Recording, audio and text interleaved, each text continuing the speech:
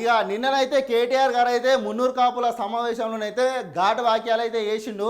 అవేందో ఒకసారి చూద్దాం, చూసినాక మాట్లాడుకుందాం. ఓటుకు 2000 తీసుకోండి, 58,000 ఎప్పుడు ఇస్తారని అడగండి. ఒక్కో ఓటరుకు కాంగ్రెస్ 60,000 బాకీ. BRS working president KTR. అగో 2000 తీసుకోర్రి, ఇంకా 58,000 ఎప్పుడు ఇస్తారో అడుగురు అని చెప్పి కేటీఆర్ అయితే అంటుండు. ఎందుకోసం అంటుండు మరి? కాంగ్రెస్ పార్టీ 60,000 ఎట్లా బాకీ ఉంది, ఏది బాకీ ఉందో మనకైతే తెలియదు.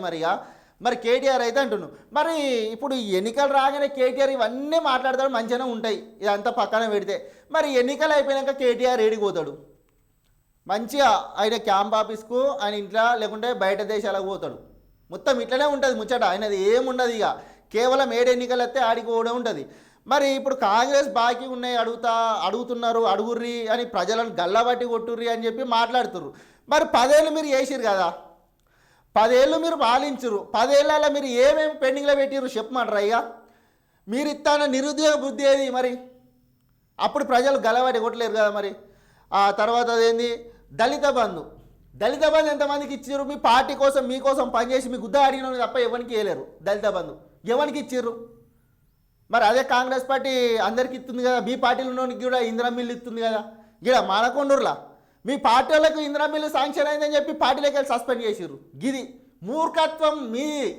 ఇంత అధ్వానంగా మీరు చేస్తుర్రు. దళితునే ముఖ్యమంత్రి చేస్తా, ఉద్యోగాలు ఇస్తా, 3 ఎకరాల భూమి ఇస్తా అని అన్నావు. ఏమైంది 3 ఎకరాల భూమి?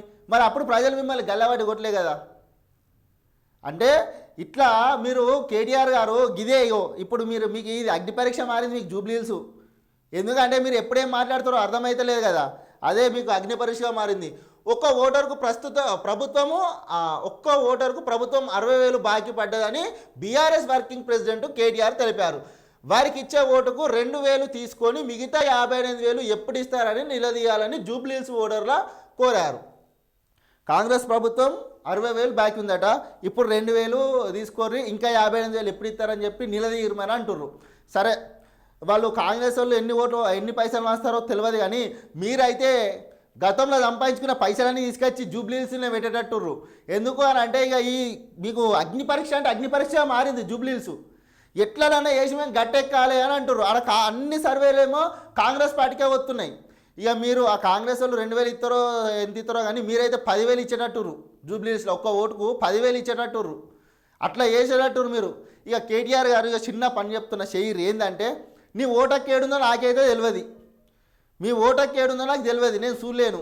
కాబట్టి ఒకవేళ జూబ్లీహిల్స్లు ఉందనుకో, మీరు కూడా ఏం చేస్తారంటే, ఎందుకంటే ఈ జూబ్లీహిల్స్ ఎన్నికలు మీకు గట్టి పరీక్ష కాబట్టి కాంగ్రెస్ పార్టీకి ఓటేర్రి, ఆ 2,000 తీసుకోర్రి.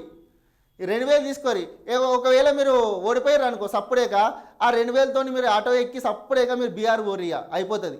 ఎందుకంటే అట్లా ఆటో కూడా బతుతాడు. నేను అంటున్నారు కదా ఆటోలలో తిరుగుతున్నాము, ఇట్లా ఆటోలలో బతుకులు మారుతలేని, ఇదే పని చేయరు. ఇక ఇట్లా అయితే మీకు జర ఏదన్నా అవుతుంది. సరేనా సార్ కేటీఆర్ సార్?